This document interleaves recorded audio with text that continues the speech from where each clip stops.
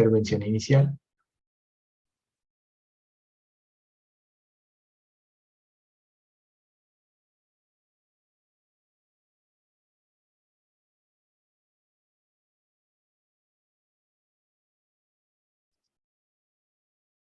Ya. Pablito, gracias, gracias. No me dejaba quedar el micrófono. Nada, felicitar a Laura por la presentación. Realmente, como mencionaba ahora Pablito, pues con un tema complejo, largo, extenso y difícil, del cual estamos aprendiendo cada vez más. Y no estamos seguros muchos que la solución sea solamente el trasplante. Eh, el punto es que hasta hace unos años reconocimos este problema como, como un problema a tener en cuenta que tenemos que tratar y manejar. Y eso ha sido producto del desarrollo eh, en gran parte de la neonatología que han logrado sacar adelante muchos niños que antes fallecían. Hasta hace unos años, a pocos años, hablábamos de falla respiratoria, falla cardíaca, falla renal, pero no teníamos incorporado el diagnóstico de fallo o falla intestinal. Y realmente es muy importante considerarlo porque existen alternativas hoy en día que podemos trabajar en nuestros pacientes como Laura mencionó en su conferencia. No solamente llegar al trasplante intestinal, del cual seguimos aprendiendo y que todavía nos toca seguir abriendo el camino, sino de otras alternativas como tienen muchos países de altos ingresos, como es el tema de nutrición parenteral domiciliaria y otras cosas, mientras los pacientes se llevan a una mejor condición clínica. Pero adicionalmente, un punto intermedio que posiblemente no tienen otras patologías y otras fallas de órgano, es la opción de una cirugía de elongación intestinal. La gran mayoría de las fallos intestinales son por intestino corto de muchos niños que han tenido enterocolitis en la etapa neonatal. Entonces, la cirugía de elongación intestinal es una alternativa intermedia para evitar llegar a un trasplante de intestino. Y posiblemente por eso muchos centros que hacemos trasplante no hemos querido llegar a explorar esa opción del trasplante de intestino, porque todavía creemos que en esos niños con intestino corto, la elongación intestinal es una alternativa que, digamos, genera menos morbilidad y posiblemente efectiva en una proporción muy alta de pacientes.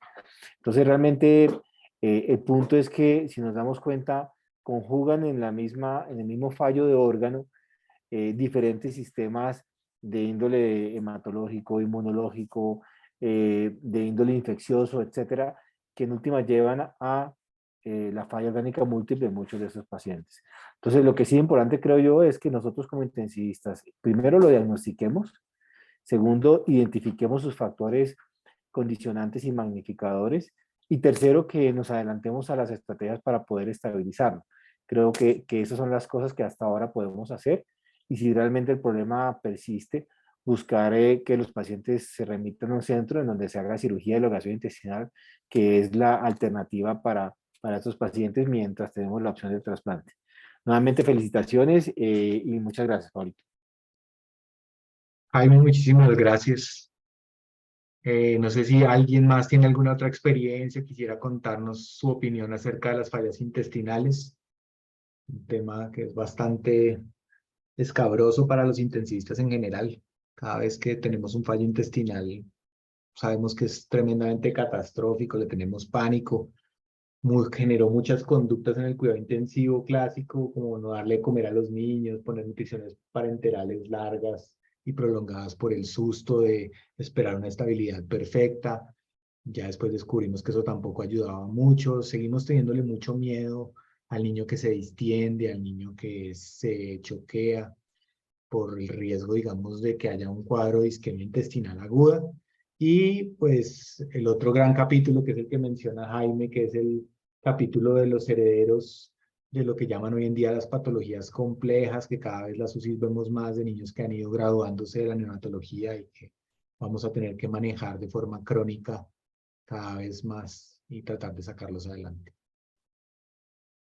Laura, nuevamente felicitaciones. No sé si algún profe tiene algún otro comentario o alguno de los asistentes. Si no, si les parece, pasemos a las preguntas que van un poco orientadas a lo que ya mencionó Laura en su presentación, pero para que quede bien reforzado y bien complementado.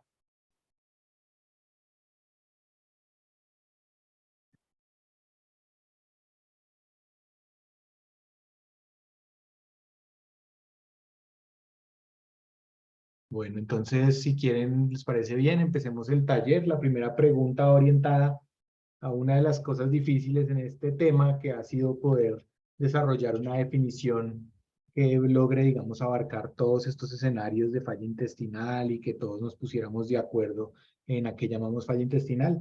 Inclusive ustedes vieron recientemente con Podium cómo es de difícil llegar a una definición operativa de falla intestinal que satisfaga y que pues sea desde el punto de vista operativo útil para los intensivistas. No sé qué otras definiciones vieron o qué encontraron, Marco. Bueno, hola, muy buenas tardes. Marco Fidel Sierra de la Universidad de La Sabana. ¿Me escuchan? Sí, Marco, perfecto. Ahora ya no.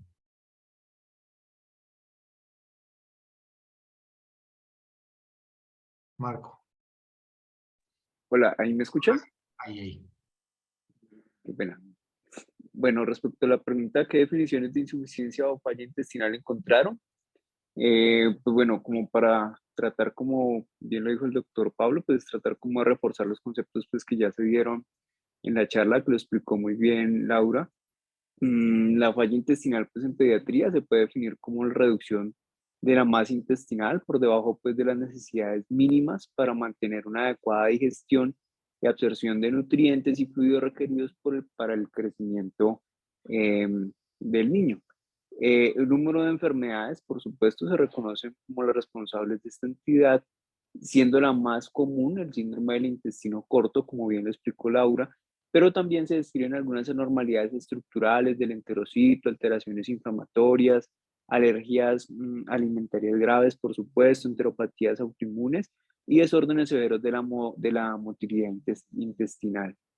Eh, es una condición clínica, por supuesto, que se caracteriza por una grave malabsorción de fluidos, electrolitos, macro y micronutrientes. Y dicha falla puede ser reversible o irreversible dependiendo de diferentes factores, que puede ser, pues, por supuesto, la causa, la anatomía, su longitud, su función y, pues, obviamente el tratamiento tanto médico o quirúrgico que se esté instaurando. Em, Algo muy similar que encontré, la insuficiencia intestinal es una enfermedad poco frecuente, pero constituye, por supuesto, un evento de alto impacto para el niño, y no solamente para el niño, sino para toda su familia, y requiere, por supuesto, una atención especializada y multidisciplinaria. Se define como la incapacidad de alcanzar un adecuado balance proteico, energético, hídrico, electrolítico y de micronutrientes, producto de una reducción de la masa funcional enterocitaria que permita, por supuesto, una adecuada digestión y absorción. Puede producirse, pues, como lo mencioné, por diferentes causas anatómicas, en la cual, pues, generalmente existe una longitud eh, intestinal, pues, que va a ser comprometida, ya sea producto de malformaciones congénitas o por resecciones quirúrgicas o funcionales, también por dismotilidad intestinal, enfermedades asociadas, por supuesto, a mala absorción, eh, y las características comunes a estos pacientes es la necesidad de un soporte nutricional prolongado con requerimientos de nutrición parenteral. Generalmente, pues es variable el tiempo, pero como lo mencionó pues Laura, generalmente lo consideran un lapso de 90 días, aunque pues obviamente pueden ser mucho más extensos. Eso fueron como las definiciones que encontré así pues como a grosso modo y que vemos que casi todas pues como que tratan como de llevarnos como a ese mismo objetivo y a esa misma definición. Muchas gracias, Marco, muy claro. No sé si alguien encontró alguna otra cosa. Siempre es muy llamativo que a diferencia de la mayoría de los otros órganos, pues este órgano no tiene una definición aguda, ¿no? Mucho de lo que ustedes ven o son traducciones de lo que es intestino corto y tiene que ver con la definición de falla intestinal crónica. Pero a la larga, miren que en realidad no es fácil definir un evento agudo de falla intestinal o para incluirlo en inclusive los criterios de falla orgánica múltiple, ha sido bastante difícil porque no hay un signo, un síntoma, ni siquiera un paraclínico muy clásico que nos pueda ayudar a definirla. Entonces, creo que los intensivistas estamos en deuda de buscar definiciones de falla intestinal agudo que podamos por lo menos consensuar y tratar de definir. No sé si tendrá que ser a través de paraclínicos más que clínica, por lo que es tan inespecífica, pero sí nos hace falta algo para poder encontrar a estos pacientes a riesgo de falla intestinal o que hacen falla intestinal aguda, más que centrarnos en la definición de la gastroenterología de la falla intestinal crónica, el manejo del intestino corto, que también es otro capítulo importante que nos toca, pero no nos ayuda, digamos, en el paciente polivalente general. Pero digamos que llevamos varios años buscando a alguien que haga esta definición y seguimos cortos. Ustedes vieron que Podium tampoco pudo encontrar algo muy nuevo, diferente que pudiera ayudarnos a definirlo. Bueno, la segunda pregunta va orientada hacia las complicaciones y es tener muy claro en estos pacientes con falla intestinal cuáles son las complicaciones que vamos a manejar en UCI para tener, digamos, en la cabeza la orientación de que si llega un niño con falla intestinal crónico o desarrolla un fallo intestinal, ¿qué debemos buscar y qué debemos hacer? Gina. Buenas tardes, Gina Villa, residente de la Universidad Nacional. Bueno, pues recapitulando, porque la mayoría de las complicaciones pues ya se mencionaron dentro de la charla. Entonces tenemos la sepsis, que es la principal causa de muerte en estos pacientes, asociado pues a la disfunción multiorgánica secundaria. Recordemos entonces que esta sepsis puede tener origen en la cavidad abdominal y puede requerir o no intervención quirúrgica o drenajes, pero también tenemos otros focos. Dentro de los más frecuentes está la neumonía y la bacteremia asociada pues, por el catéter que se utiliza para la nutrición parenteral. Existe el agravante que, como también ya se comentó, del estado nutricional deficiente, que pues de alguna manera va a propiciar mayor severidad en la infección en estos pacientes. Tenemos también la pérdida importante de líquidos y electrolitos. Entonces, pues esto va a depender mucho, por ejemplo, en los pacientes con intestino corto, de la longitud del segmento resecado y la relación de este con la válvula ileocecal o con el segmento que se haya retirado. Por ejemplo, los pacientes que tienen yeyunostomía terminal o ileostomía proximal, pues tienen más probabilidades de desarrollar trastornos electrolíticos, sobre todo en cuanto al magnesio, el potasio y el sodio, que finalmente pues van a perpetuar o agravar condiciones de ilio que van a empeorar la dismotilidad gastrointestinal y la mala absorción que de per se pues, los pacientes ya lo tienen. Y otra de las complicaciones que pueden llegar a estos pacientes a cuidado intensivo están las relacionadas con la permanencia del catéter venoso central. Entonces tenemos pues la infección y la trombosis venosa profunda. Hay un estudio en el que se trató de evaluar como la incidencia de estos factores, de estas complicaciones, perdón, en cuanto a los días de uso de catéter en los pacientes en las UCIs, encontrando que la incidencia de infección fue de 1.4 por cada 1000 días de catéter venoso central para infección y de 0.2 por cada 1000 días para trombosis. Y también tenemos pues lo que ya se mencionó también de la enfermedad hepática asociada a la falla intestinal, pues que está relacionada con una toxicidad directa, con déficit de síntesis de algunos aminoácidos, con la ausencia de nutrición enteral y de alteración pues en la circulación enterohepática, el uso de nutrición parenteral. En este, como otro de los factores que pueden agravar es que en pro de disminuir el aporte de lípidos en esos pacientes se pueden utilizar flujos metabólicos altos que de alguna manera inducen resistencia a la insulina y pueden provocar esteatosis hepática. Ya habíamos hablado pues del sobrecrecimiento bacteriano y la liberación de toxinas inflamatorias que también pueden agravar el compromiso hepático. Y en cuanto a este, pues encontré un estudio que está publicado por Diamantin y colaboradores en el 2007, que incluyeron 60 pacientes, de los cuales el 27% desarrolló una falla hepática secundaria. Dentro de este grupo, el 56% resolvieron la falla a pesar de continuar recibiendo la nutrición parenteral. Un 19% falleció por su enfermedad de base y un 6% se sometió a trasplante. Un 18% adicionalmente continuaron con algún compromiso hepático secundario. Y dentro de los factores que se asociaron a la presencia de enfermedad hepática estuvo la prematuridad, el bajo peso al nacer, los múltiples procedimientos quirúrgicos y la presencia de sepsis recurrente. Eso fue lo que encontré como en complicaciones. Muchas gracias, Gina. En principio, pues también ya lo ha revisado Laura, entonces tener muy claros cuáles son las potenciales complicaciones. Estos pacientes también generalmente les corremos mucho, ponemos mucho antibiótico muy precoz y usualmente pues eso genera después líos de resistencia, pero parecido a los pacientes oncológicos termina siendo bastante difícil encontrar marcadores tempranos para digamos, poder seleccionar bien las infecciones bacterianas y por eso terminamos sobretratando mucha cosa, pero pues es la única manera que por ahora tenemos de manejar estos casos, cuidar muy bien las parenterales, las hepático y los catéteres principalmente. Jaime.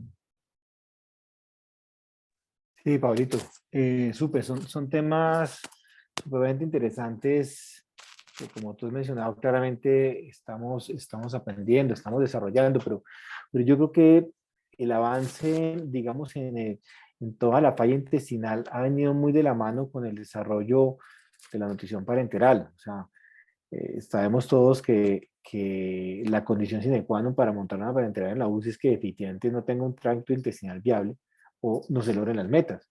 Y definitivamente, digamos, los avances de la falla intestinal, creo que de evitar que lleguen a un trasplante, hasta ha venido de la mano con la prevención de muchas complicaciones relacionadas con la nutrición parenteral, que claramente reducen el daño hepático y el impacto a nivel, que vemos a nivel hepatocelular, permitiendo pues claramente una mejor adaptación intestinal y un mejor crecimiento. Entonces, yo estoy completamente de acuerdo contigo frente a que la definición tenemos que de repente consensuarla y establecerla un poco mejor. También creemos que los signos clínicos son muy inespecíficos y posiblemente tengamos que echar mano de biomarcadores que nos permitan posiblemente entender más la enfermedad y que sean predictores de no solamente de severidad, sino también de complicaciones. Entonces, sí, muchas veces abusamos un poco de ciclos de antibióticos que en un momento dado pues pueden impactar a nivel intestinal. En cuidado crítico el antibiótico si hay que colocarlo rápido, pero también hay que descontinuarlo tan pronto se pueda. Y a veces sobrevaloramos un poquito los cultivos y olvidamos otros biomarcadores que nos ayudan a cortar el tiempo de esos antibióticos. Entonces, creo que específicamente en fallo intestinal, y lo van a hablar creo que en la siguiente pregunta, lo que nos va a permitir crecer un poco es que cada vez vamos a tener menos trasplantes intestinales, pero los que tengamos que hacer hay que depurar la técnica quirúrgica y fortalecer la inmunosupresión, donde posiblemente tenemos nosotros los mayores dificultades en esos pacientes, o lo describe la literatura. Entonces, nada, era eso solamente, Palito, gracias. Jaime, muchísimas gracias. Entonces, si les parece, pasamos a la última pregunta, que precisamente es un tema que es recurrente y que siempre tenemos que tener un poco actualizada la información para poder transmitir esta información también a nuestros equipos de trabajo. Y es qué estamos haciendo o en qué vamos en trasplante intestinal, tanto en Colombia como en el mundo, pues porque no es un problema solamente de los colombianos, sino generalizado. Angélica. Bueno, buenas tardes. Yo soy Angélica Rodríguez, residente de cuidado intensivo de la Universidad del Rosario. Digamos que este es un tema que tiene no tanta literatura en pediatría, un poquito más en adultos, pero sin embargo encontré un poco más de lo que esperaba encontrar. Primero quisiera recordar un concepto del que habló Laura acerca de autonomía enteral. Entonces, digamos que uno de los grupos o de los especialistas que más ha investigado en falla intestinal es Cristina Belsa, del grupo de Toronto, Canadá.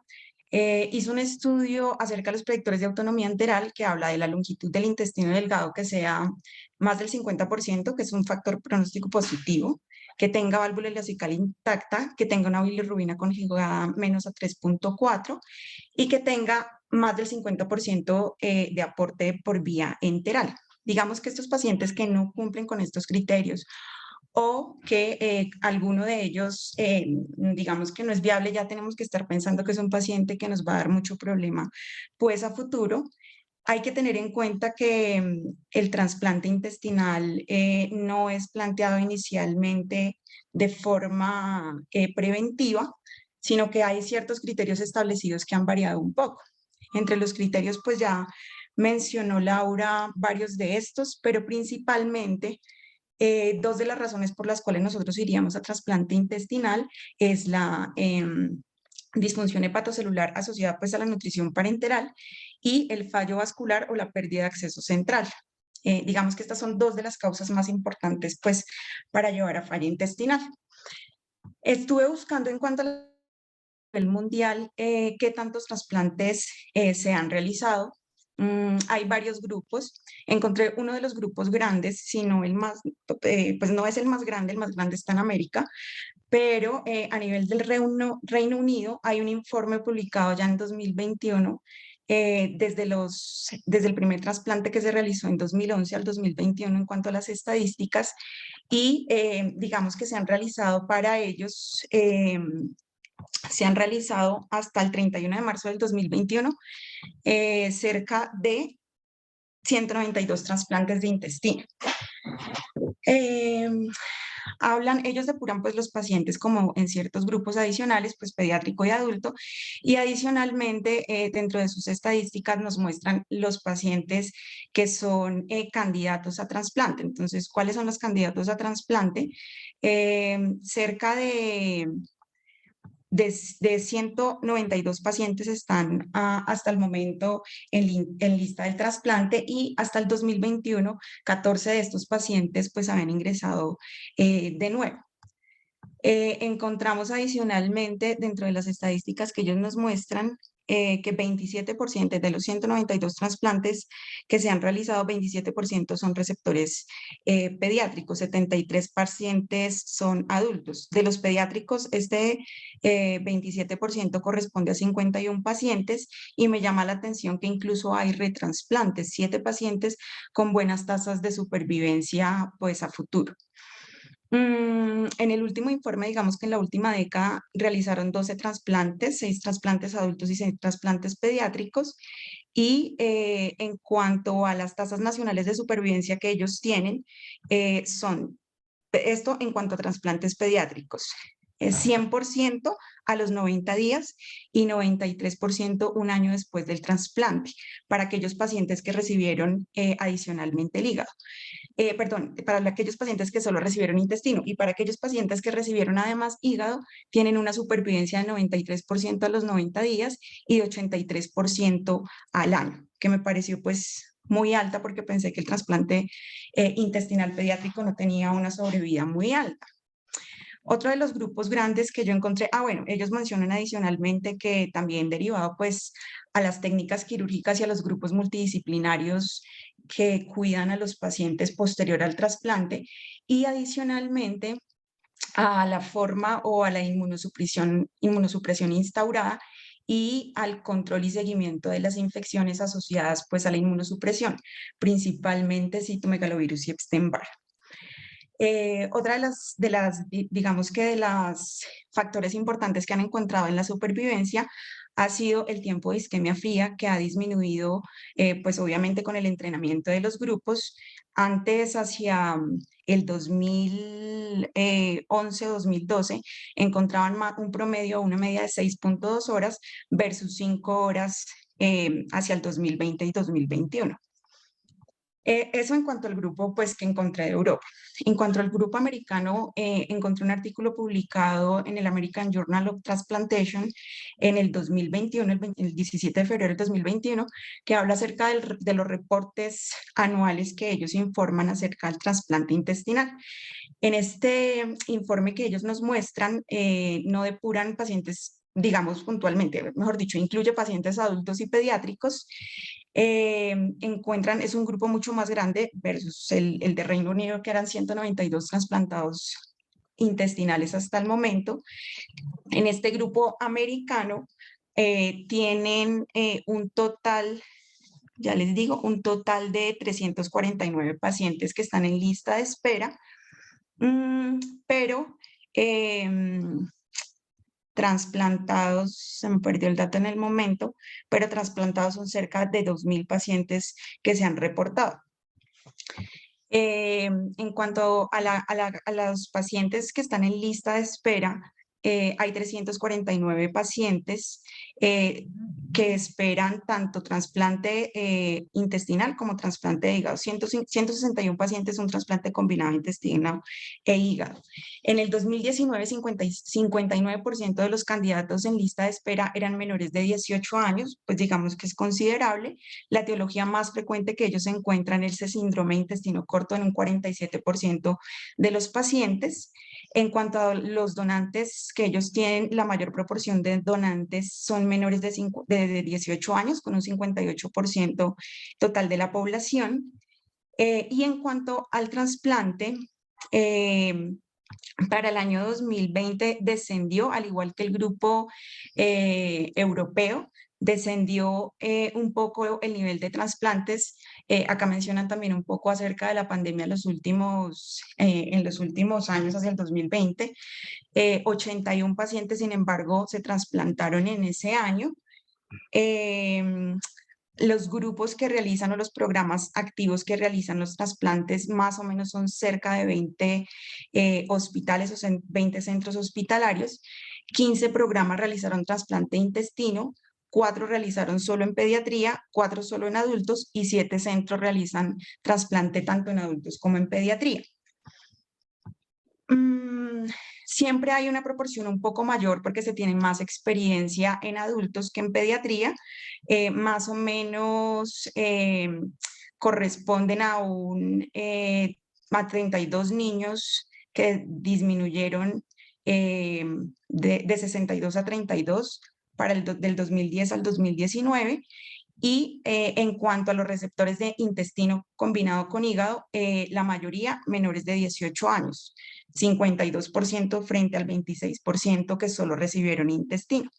En cuanto a la inmunosupresión, el régimen inicial de inmunosupresores más común que es usado ya actualmente es de tacrolimus y esteroides.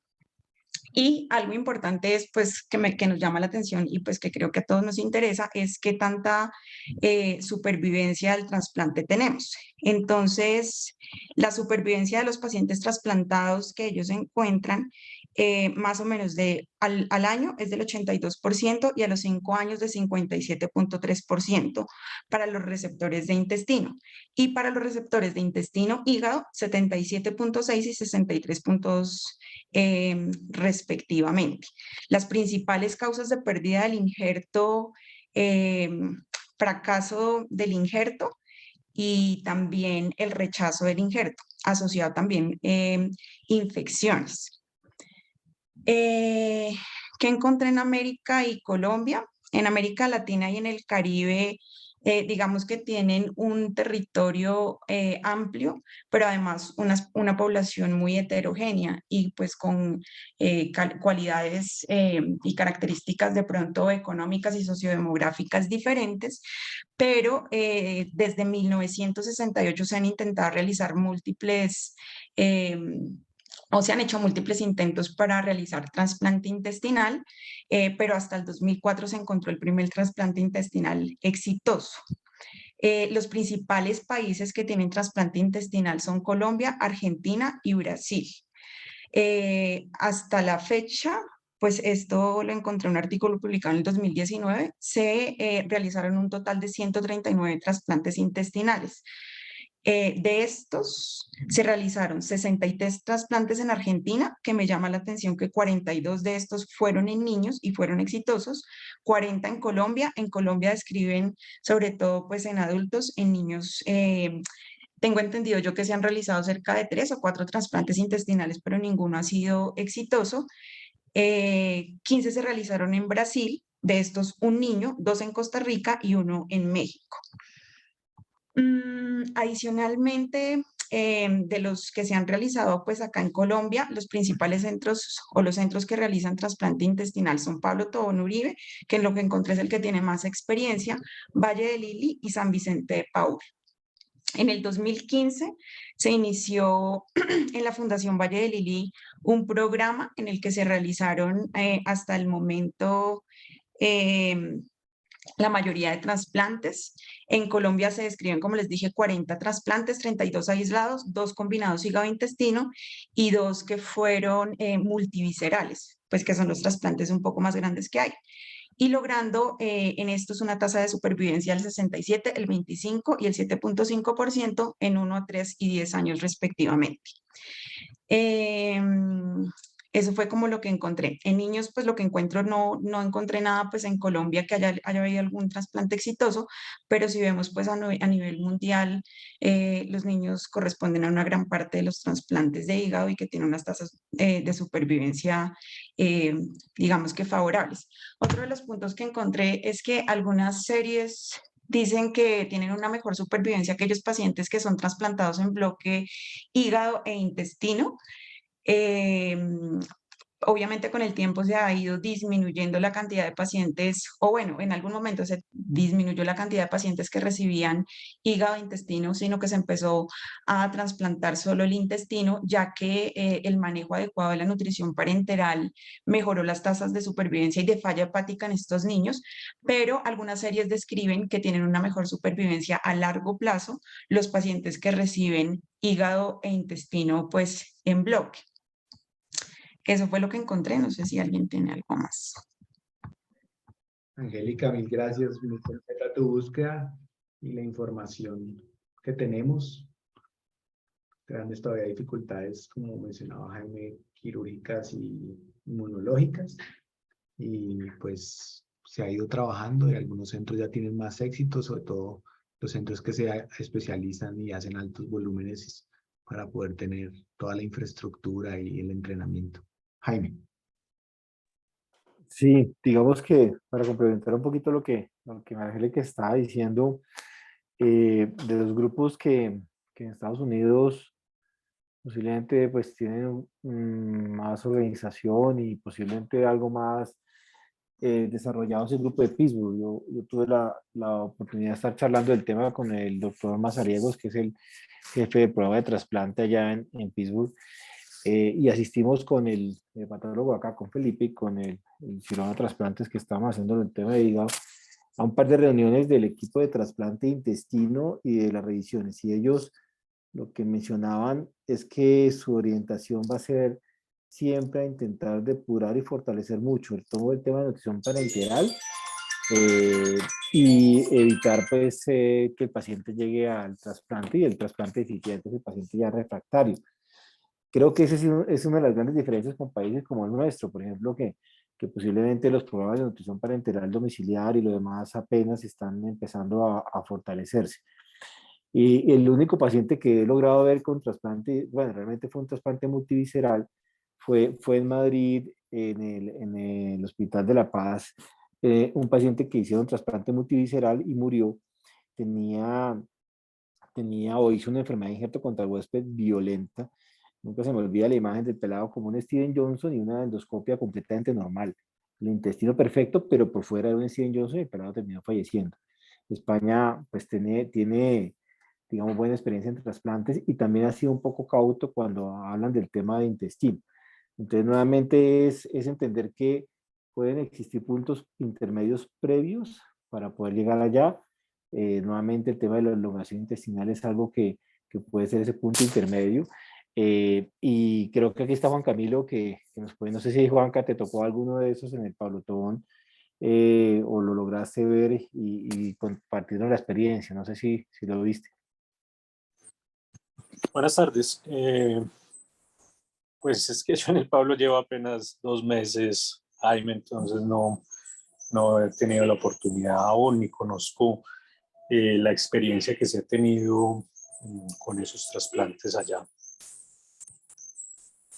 Ah, ok, pensé que en la formación pues algo habías visto y de los de Medellín, ¿supiste algo o la historia de ellos? No.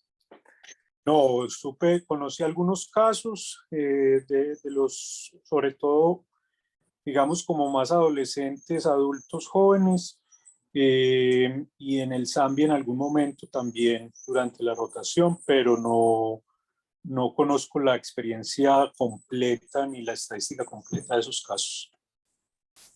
Sí, ok, es que creo que en nuestro país obviamente está empezando, como dijo Angélica, hay que hacer la curva de aprendizaje, pero que en últimas yo creo que lo positivo de todo es que empezamos a considerarlo, o sea, como Pablito muy bien ha mencionado, empezamos a pensar en el diagnóstico de falla intestinal, lo incorporamos en la historia clínica, tomamos acciones y medidas en pro de estabilizar ese intestino y ya estamos considerando esas otras opciones para estabilizar los pacientes. Creo que la experiencia en nuestro país va a seguir creciendo, pero obviamente siempre buscando esos puntos previos, que es lo que tenemos que fortalecer. Era fundamentalmente eso, Pablito. Mil gracias. Un abrazo. Muchas gracias, Jaime, y con Camilo. Pues en principio, como ven, estamos hasta ahora empezando, entonces todavía hay harto camino para recorrer. Hay que estar pendiente de estos temas y estar hablando con los distintos grupos, a ver en qué momento cambia la situación. Y pues seguimos esperando también la experiencia en general de todos los demás grupos. Lo que decía Jaime, creo que todavía nos falta fortalecer nuestra parte ambulatoria, que sea más estable para que esos pacientes tengan mejor éxito. Bueno, creo que eso era todo por hoy. Muchísimas gracias. Nos vemos en 8 días con falla hepática. Chao.